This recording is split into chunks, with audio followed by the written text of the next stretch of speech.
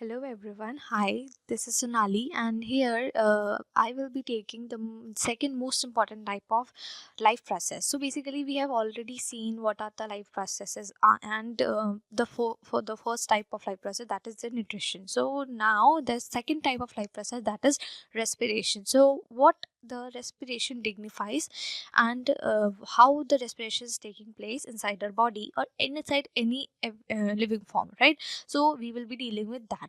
और इसमें हम रेस्पिरेशन में जानेंगे कि respiration along with breathing. Many a times people just get confuse कि रेस्पिरेशन एंड ब्रीदिंग में क्या डिफरेंस है या दोनों ही सेम है। सो इनके बीच में डिफरेंस क्या है या क्या सिमिलैरिटी है, that we will be dealing. So further moving, तो पहली चीज़ कि what is respiration. As the name suggested, you respire और to take up air, right? So wherever there is respiration, you can just see that this process. So basically what is respiration is the process of releasing the energy. अब यहाँ पे हमने सीधे energy पे की बात क्यों की?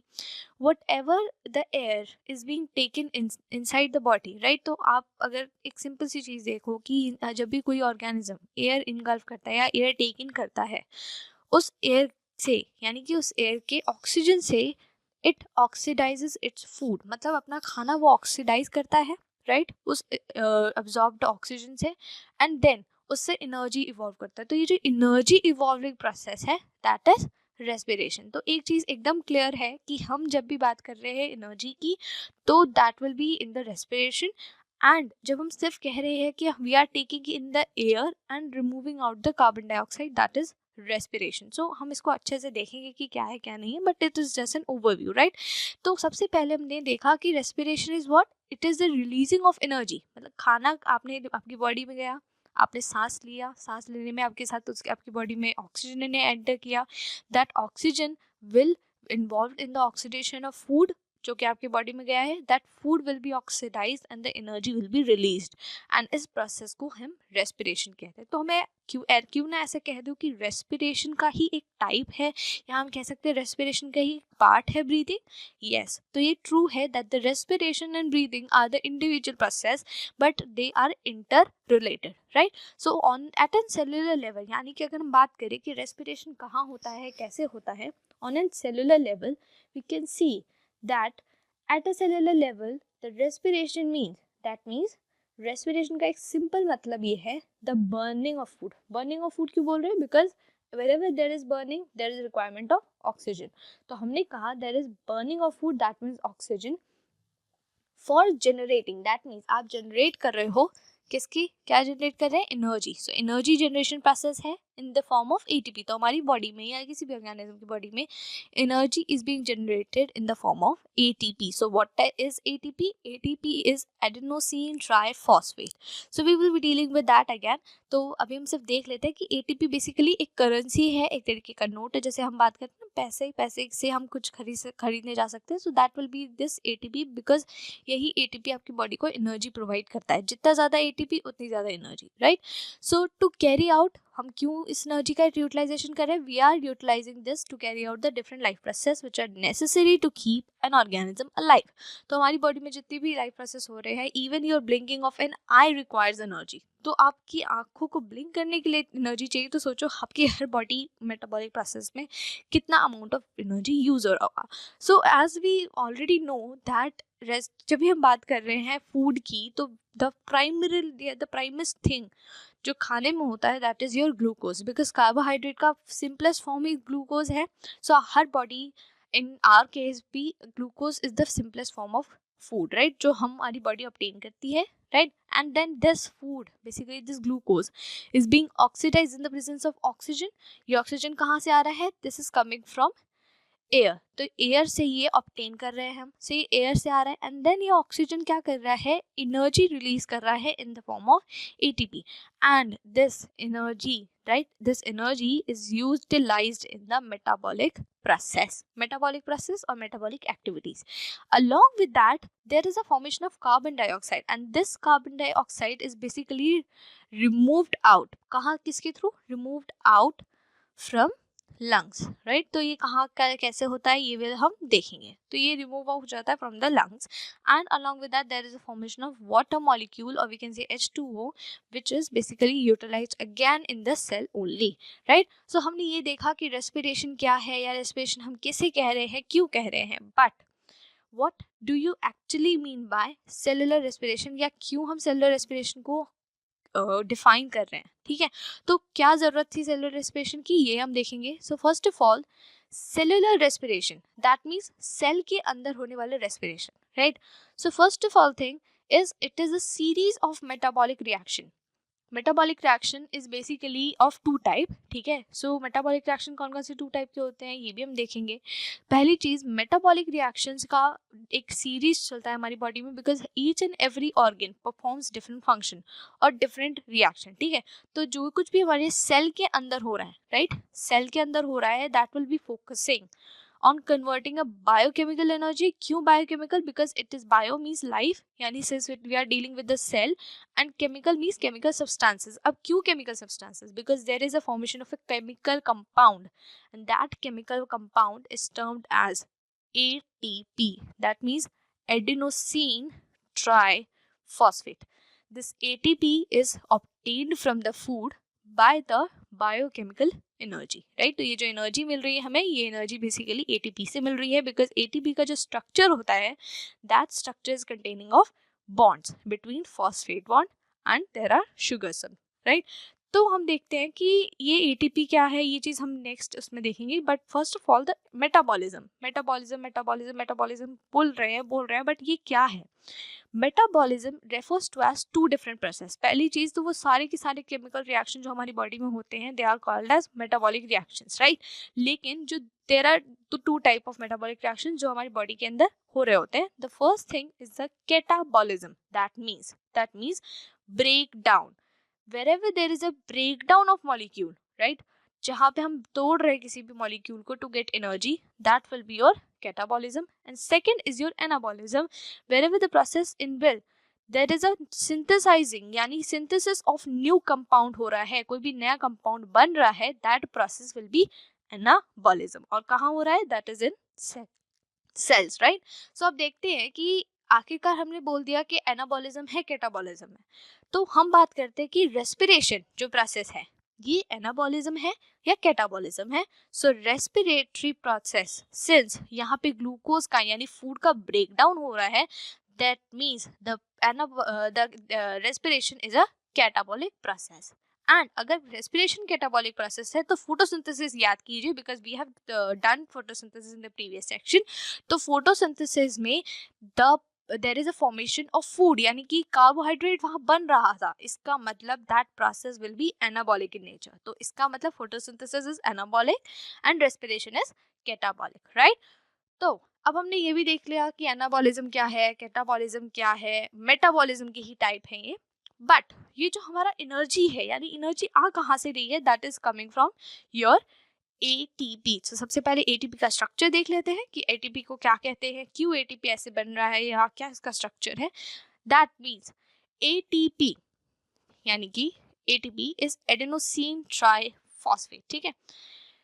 Adenosine triphosphate is called as energy currency of the cell, मतलब आपकी बॉडी में एनर्जी की करेंसी माना जाता है, राइट।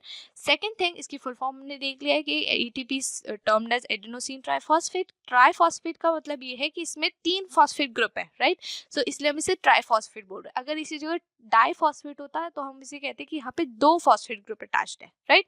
सो यहाँ पे ट्राइफॉस्फेट है, हमने ये देख लिया। Third thing is the energy.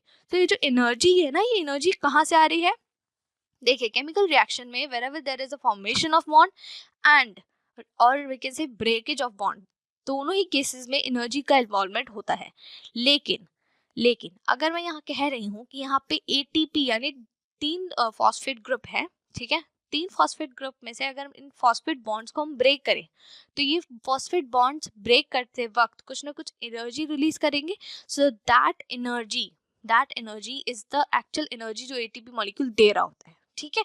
सो यही एनर्जी कहाँ से आ रही है, दीज बॉन्ड ब्रेकेज से। तो यहाँ पे जो ये बॉन्ड दिख रहा है in between the phosphate group ये टूटेगा, that will count to energy, right. तो यहीं से एनर्जी का इन्वॉल्वमेंट हो रहा है, right. Then so energy is being release during the respiration. हमने कहा रेस्पिरेशन में हो रहा है, क्यों हो रहा है? बिकॉज एटीपी मॉलिक्यूल जो है वो टूट जाता है into two forms. First form is ADP, जिसमें एडेनोसिन डाइफॉस्फेट, यानी कि अगर मैं कहूँ कि यहाँ से एक फॉस्फेट का रिमूवल हो जाए और एक एटीपी का रिमूवल हो जाए, तो यहाँ से एक इनऑर्गेनिक फॉस्फेट रिमूव आउट हो जाता है इस मॉलिक्यूल से, एटीपी मॉलिक्यूल से, राइट। और बाकी एडेनोसिन डाइफॉस्फेट ऐसे का ऐसे रहता है। तो एडेनोसिन डाइफॉस्फेट में ना इतनी अमाउंट ऑफ एनर्जी नहीं होती एज कम्पेयर टू ट्राइफॉस्फेट। तो जो एडीपी है वो थोड़ा लो एनर्जी मॉलिक्यूल है, एंड अगर इसके ऊपर हम फॉस्फेट ग्रुप लगा दें which is an inorganic phosphate, तो एनर्जी बेसिकली रेस्पिरेशन में इन्वॉल्व होती है, that will result in the ATP which is a high energy molecule. And wherever the cell needs energy, जब भी सेल को जरूरत पड़ेगी कि उसे एनर्जी चाहिए, तब ये एटीपी बेसिकली यूटिलाइज हो जाएगा by the cell to form ADP and inorganic phosphate again, and with the release of energy. So ये एनर्जी अब क्या करेगा? Cell will utilize it. So हमने ये देखा कि एटीपी क्या है, देन सेलुलर रेस्पिरेशन क्या है। Now we will be dealing with breathing. So सबसे पहले देखने वाली क्या बात है कि ब्रीदिंग क्या होता है। Breathing is a mechanical process. सबसे पहली चीज, जहां पर रेस्पिरेशन एक बायोकेमिकल प्रोसेस है, ब्रीदिंग इज अ फिजिकल और we can say mechanical process, ठीक है। तो यहाँ पे मैकेनिकल क्यों कहा हमने? बिकॉज यहाँ पे सिर्फ और सिर्फ एयर का टेक इन एंड एयर का टेक आउट को हम ब्रीदिंग बोल रहे हैं। सो हमने क्या कहा? सो breathing is a mechanical process which is involving the taking up of air and releasing out of air in the atmosphere। तो एटमॉस्फेयर में रिमूव्ड आउट करना। लेकिन ये breathing is again of two type, first is inhalation and second is exhalation. So inhalation क्या कहता है, exhalation क्या कहता है? Inhalation says the process of taking up of oxygen, यानी कि ऑक्सीजन रिच एयर बाहर से, एटमॉस्फेयर से जब भी आप ऑक्सीजन रिच एयर इनहेल करते हो, that will be your inhalation. And second step is exhalation, that means the process of expelling out the air which is rich in carbon dioxide, carbon dioxide rich air जब हम lungs से expel out कर देते हैं, that will be your exhalation, right. So there are number of time, जब हम कहते हैं कि कितनी बार हमने ब्रीथ किया, तो उसका मतलब हम कितनी बार इनहेल और एक्सहेल कर रहे हैं, that will be our one breath, ठीक है। तो हम ये कहते हैं कि one breath is equal to one inhale and one exhale, right. So ये हमने देख लिया कि क्या है। So what are the difference, मतलब अब हमने देखा कि ब्रीदिंग क्या है एंड रेस्पिरेशन क्या है, तो एक्चुअल डिफरेंस क्या होता है इन दोनों में, ये हम देखेंगे। सो what is the difference between breathing and respiration? So first of all, the difference between the breathing and respiration is the breathing is a physical process, or we can say it's a mechanical process, right? This process just involves the inhaling and exhaling of air, right? क्योंकि ये physical process है, तो inhale कर रहे हैं हम oxygen and exhale कर रहे हैं कार्बन डाइऑक्साइड, right? यहाँ पे हमने ये बिल्कुल नहीं कहा कि ऑक्सीजन का यूटिलाइजेशन हो रहा है, क्योंकि वो फिर प्रोसेस हो जाता है रेस्पिरेशन का, ठीक है। So respiration is what? Respiration is a process of breaking down the glucose, right? Glucose or the food molecule to produce energy। तो जहाँ कहीं पे भी एनर्जी का प्रोडक्शन हम कर रहे हैं, ठीक है, by utilizing this oxygen which is in breathed in, right? तो जो हमने breathe in किया, उसके ऑक्सीजन का utilisation to produce energy in the cells, they are called as cellular respiration or for the cellular function। तो हम इसे respiration के अंदर काउंट करते हैं, right. Then the second thing is कि breathing takes place in the lungs. Breathing का काम कहाँ है? From the nasal chamber, from the nose to the lungs, right. यहाँ तक सिर्फ ब्रीदिंग काम कर रही है। लेकिन रेस्पिरेशन कहाँ है? Respiration takes place inside the cells, क्योंकि सेल्स में ही हमारी there are some specialized location जिसको माइटोकॉन्ड्रिया कह रहे हैं, और माइटोकॉन्ड्रिया में ही रेस्पिरेशन होता है, ठीक है। So respiration is done in mitochondria. Then breathing is a physical voluntary process। physical मतलब from the mechanical basis, जो हमारी कंट्रोल में है। voluntary मतलब which is under control of your brain, ठीक है। तो सांस और लेना और छोड़ना ये आप देख सकते हो, कब आपको ब्रेक करनी है अपने ब्रीदिंग प्रोसेस को, या कैसे करनी है, तो ये सब हम देख चुके हैं। लेकिन रेस्पिरेशन जो है ये केमिकल प्रोसेस और ये एक इनवॉलेंटरी प्रोसेस है। इसका मतलब ये है कि ये हमारी कंट्रोल में नहीं है। दैट मीन्स हर सेल अपना ये प्रोसेस करता रहता है विदाउट एनी डिमांड, और हम कह सकते हैं कि without any command from our body, right. तो ये एक इनवॉलेंटरी प्रोसेस है। Then there is no release of energy in the breathing. कभी भी ब्रीदिंग के थ्रू टाइम पर कोई भी एनर्जी इन्वॉल्व नहीं होती है, या हम कह सकते हैं रिलीज नहीं होती है, right. While breathing involves the energy, जो भी breathing respiration involves the energy. तो जब भी रेस्पिरेशन हो रहा है सो एनर्जी उस टाइम पे रिलीज होती है in form of ATP in the cells. Then breathing क्या है? Breathing is an extra cellular process because it occurs from the in the lungs and we can say from the nose and nasal chamber. But जो respiration है it is an intra cellular process, मतलब within the cell ये हो रहा है, right. Then breathing involves no enzyme no reaction, क्योंकि हमने कहा ये एक मैकेनिकल प्रोसेस है तो इसमें कहाँ से कोई इन्वॉल्वमेंट ऑफ केमिकल होगा, राइट। तो लेकिन जो रेस्पिरेशन है ये बेसिकली बायोकेमिकल प्रोसेस है बिकॉज यहाँ पे एंजाइम्स का इन्वॉल्वमेंट होता है। Wherever there is bio and chemical that means enzymes, right. Then breathing is a place which basically takes place through respiratory organs जैसे कि lungs, nose, nasal chamber, right. जबकि respiration takes place inside the cells, cell organelle. कैसे, कौन कौन से cell organelle? Specifically the mitochondria. So mitochondria is a location जहाँ पे ATP का प्रोडक्शन होता है, right. You can see in this figure there is a breathing and there is cellular respiration. So breathing is just taking in of oxygen and removal of carbon dioxide in between the lungs and the nasal chamber and the nasal cavity, we can say। wherever जो there is lungs and there is specialized cells जहाँ पर ये सारे mitochondria में यहाँ पर cellular respiration is being taking place, right. So अब हम देखते हैं कि कुछ इंपॉर्टेंट नोट्स यानी जो आपको पता होना चाहिए फॉर द फर्दर सेक्शन, क्योंकि हम जानेंगे कि रेस्पिरेशन भी कितने टाइप्स के होते हैं, right. So for its further moving type हमें सबसे पहले जानना होगा कि क्या इसमें इंपॉर्टेंट चीज़ें हमें पढ़नी है। That is first of all glucose. हम जान चुके हैं कि glucose is the primary source of energy, that is C6H12O6 and it's a 6 carbon molecule, right? It's a 6 carbon compound or we can say carbohydrate which is a first energy substrate, right?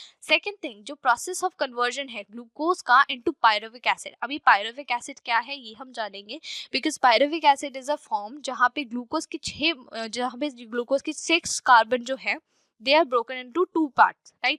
एक 3 molecule का, एक 3 molecule का, right. सो 3 molecule के 2 molecule बन जाते हैं, 3 carbon की 2 molecule. तो वो 2 मॉलिक्यूल जो बन रहे हैं that is your pyruvic acid और we can say pyruvate, right. So ये जो प्रोसेस हो रहा है जिसमें glucose is converted into pyruvic acid, this is called as glycolysis. So ये जो ग्लाइकोलिसिस प्रोसेस है ये बेसिकली ग्लूकोज का कन्वर्जन है पायरुविक एसिड में, दैट्स इट। सो ये जो ग्लाइकोलिसिस है ये हमेशा साइटोप्लाज्म में होता है because it's a constituent of cytoplasm. और यहाँ पर कभी भी there is no utilization of oxygen. इसका मतलब ये कि जो भी हमारे रेस्पिरेटरी के टाइप है वो हम इस बेसिस पे डिफाइन नहीं करेंगे कि ग्लाइकोलिसिस हो रही है कि नहीं हो रही है ना, क्योंकि ग्लाइकोलिसिस हर टाइप के रेस्पिरेशन में होगी। सो 1 glucose molecule is being converted into 2 pyruvic acids, यानी कि 2 molecule of pyruvic acid because एक जो पायरुविक एसिड होता है that is a 3 carbon compound. कैसा दिखता है वो? You can see here that the pyruvic acid or the pyruvate is a 3 carbon compound and it is being like this। वो एक कीटोनिक कार्बोक्सिलिक एसिड होता है जिसमें एक कीटोनिक ग्रुप होता है C double bond O and COOH which is a carboxylic acid group, right? Then the fate यानी कि पायरुविक एसिड कैसा बनेगा वो डिपेंड करता है कि क्या रेस्पिरेटरी पाथवे है, मतलब कौन सा रेस्पिरेटरी पाथवे ऑर्गेनिज्म फॉलो कर रहा है उस बेसिस पर ही पायरुविक एसिड का फेट डिपेंड करेगा। देन लैक्टिक एसिड और lactate is being formed in the muscle cells in our body. कब बनता है ये? जब हमारी बॉडी में ऑक्सीजन की रिक्वायरमेंट या हम कह सकते हैं ऑक्सीजन का जो अवेलेबिलिटी है वो कम हो जाती है इन द मसल सेल्स। तो muscle cells cause an inadequate respiration. तो एक इनएडिक्वेट रेस्पिरेशन की वजह से there is a formation of lactic acid, ठीक है। तो ये जो लैक्टिक एसिड है that will be like CH3CH double bond OH, क्योंकि यहाँ पे हाइड्रोक्सी ग्रुप इज देयर मतलब OH and there is carboxylic acid का group COH, right? So we will be dealing more about the respiratory pathway और different respiratory pathway कि कौन कौन से pathways होते हैं in the furthermore sections.